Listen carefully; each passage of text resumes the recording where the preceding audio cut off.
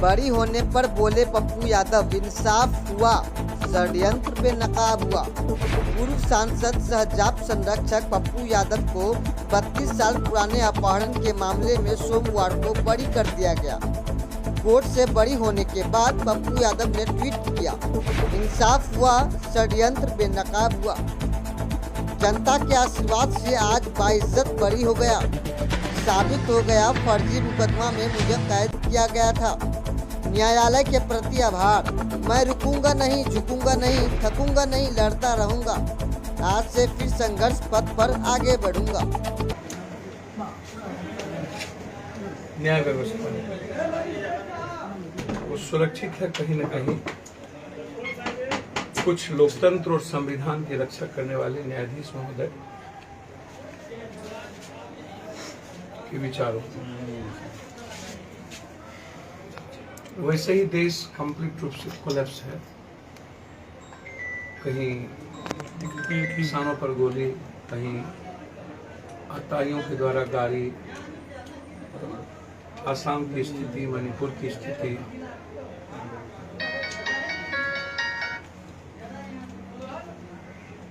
राजनीतिक रूप से सब मस्त हैं, लेकिन आम आदमी इस कंट्री का महंगाई की जो स्थिति है और अर्थव्यवस्था की जो स्थिति है, रोजगार की जो स्थिति है, उसमें आप इतने समझ लीजिए कि किसी का इंटरेस्ट, किसी भी राजनीतिक पार्टियों का इंटरेस्ट, दल का इंटरेस्ट नहीं रहा। विपक्ष को जनता के साथ खड़ा होना पड़ेगा और जनता को, चाहे वो तेल का मामला हो, सिलेंडर का मामला हो, अनाज का मामला हो, कोरोना से जुड़ी मामले हो, लगभग सब कुछ कोलैप्स है। पप्पू यादव ने कोई गुनाह किया या नहीं, वो सच सामने आ गया। हमारी गलती क्या थी कि मैं 5 महीना जेल में, एक बेल टूटा था और हम जनता के बीच थे, न्याय प्रक्रिया की व्यवस्था के बीच थे और संविधान और लोकतंत्र में आस्था रखने वाले लगातार हम मानवता के लिए काम कर रहे थे। मेरा पथ है, मैं उस राह का पथिक हूं जहां सेवा और संघर्ष मूल रूप से मानवता के रास्ते की ओर जाता है। मैं आज भी अपने सेवा और संघर्ष पर खड़ा हूं। कोरोना के 11 तारीख की व्यवस्था के बाद सरकार और इन पदाधिकारियों के खिलाफ कोई आवाज नहीं उठा पाए, इनकी गलतियों को उजागर नहीं कर पाए। बाढ़ में सब कुछ धरे के धरे रह गए। कंप्लीट व्यवस्था लूट में लगी हुई थी और कोई आवाज देने वाला नहीं था। कितनी जगह सांप काटने से मर गए, भूख से मर गए, नाव नहीं पहुंचने से मर गए, नाव डूब गए, लेकिन सरकार मस्ती राजनीति कर रही थी। हम आज सिर्फ इतना कहेंगे कि मेरे जो 2 मुद्दे हैं, एक मुद्दा है सीधा मानवता से जुड़ा सेवा का, और दूसरा इस देश के और बिहार के करोड़ों जनता के आर्थिक आजादी और उसके रोजगार से जुड़ा। आज जो घटना घटी है किसानों की, ये दुनिया की जालियांवाला बाग को भी हमें लगता है कि हम खत्म कर चुके। तो मैं सिर्फ इतना कहूंगा कि मोदी जी, यदि आप संविधान और लोकतंत्र में आस्था रखते हैं तो अविलंब होम मिनिस्टर को आप बर्खास्त करिए, उसके बेटे पर 302 का मुकदमा करिए, 20-20 लाख रुपया और कृषि कानून को अविलंब, कितनी कुर्बानियों के बाद 1,500 से ज्यादा कृषक किसान मर चुके हैं। आत्महत्या कर चुके हैं या नहीं तो व्यवस्था के कारण मर चुके हैं। तो अब कितनी जानें आप लेंगे? और जिस तरीके से संविधान लोकतंत्र को आज कभी प्रियंका जी की गिरफ्तारी रोकना, अखिलेश जी को रोकना, कभी चौधरी अजीत सिंह जी के पुत्र को रोक देना, कभी भीम आर्मी के चीफ को रोकना, मतलब दो सीएम को रोक दिया गया। क्या हम पुनः एक बार दुशासन के राज में प्रवेश कर चुके हैं? क्या हम हिटलर से भी बड़े क्रूरतम शासक के बीच में हैं? क्या आम लोगों की आवाज बढ़ना गुनाह है? बस पप्पू यादव एक आम लोगों की आवाज थी।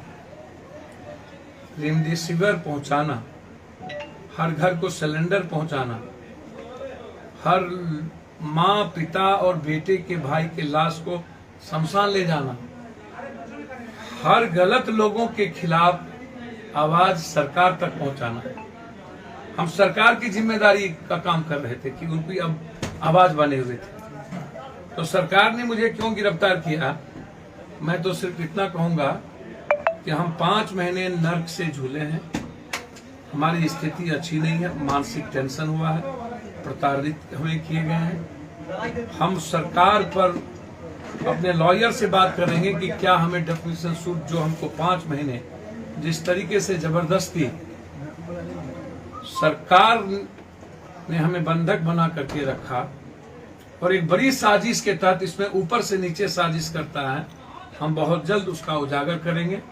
हम सिर्फ इतना कहेंगे कि हमारा संघर्ष और सेवा जारी रहेगा। आज बाढ़ की स्थिति है, हम निकलेंगे। बाढ़ हालात सीतामढ़ी और जगहों के अच्छे नहीं है, गंडक उफान पे है।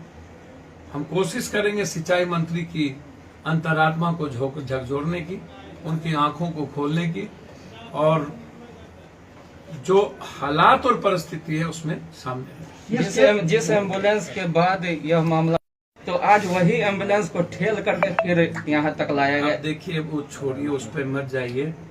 पूरी सरकार सुन पे अस्पताल आप देख चुके हैं कि नीति आयोग ने क्या कहा है कि पूरे भारत के सबसे अंतिम पायदान पर बिहार है। एजुकेशन अंतिम पायदान पर है और ये एक दिन में नहीं हुआ है, ये लगातार 30-40 सालों से लगातार बिहार की दुर्गति बना दी गई है।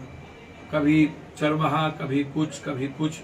आज हालात ऐसे नहीं हुए। जो लोग यह कहते हैं कि हम किंग मेकर थे, 2 प्राइम मिनिस्टर बनाते थे, तो फिर बिहार की दुर्गति ऐसी क्यों? जब आप 2 प्राइम मिनिस्टर बनाए तो बिहार का निर्माण कर लेते। आज 2 व्यवस्थाओं के बीच में बात हो रही है, एक जाति जनगणना की बात होती है और दूसरा आरक्षण की बात होती है। तो निश्चित रूप से मैं चाहता हूं हृदय से कि जब हर गांव में जाति के नाम पर टोला बना हुआ है, हर चौक पर जाति के नाम पर बोर्ड लगा दी गई है, तो आज जाति जनगणना से हम क्यों भागे? उनकी आर्थिक, सामाजिक और शैक्षणिक मजबूती के लिए जातीय जनगणना निश्चित रूप से यह आवश्यक है और विपक्ष को एक मजबूत वकील के साथ सुप्रीम कोर्ट में अपना पक्ष रखना चाहिए ताकि सर्वोच्च न्यायालय इस परिस्थिति को देखे।